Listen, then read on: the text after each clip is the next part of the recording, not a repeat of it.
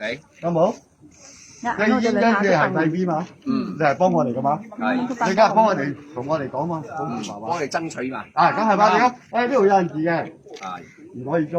係你租第次，你有講呢句咯？有冇？唔係我依家聽你講你係非法霸佔喎，我哋冇講非法霸佔，你邊有講啊？冇咁啊！這個7月6號係他就走了，我哋講你和那個租者來的，不是和我們人民談的，他是和租者，就我們這邊的租3年合約，現在剩下2年，我們搞了啊，濫用法律嚟對付我哋。係啦。以為他講話哪裡來？這個是他的左手和租者，這樣子吧。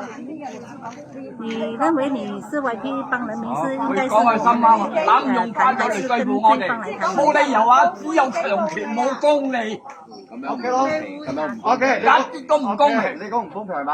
我哋用黑字嚟打我哋。我們不是跟你吵架，我們不是這樣，我們的氣很生氣那個人。咁樣講唔係。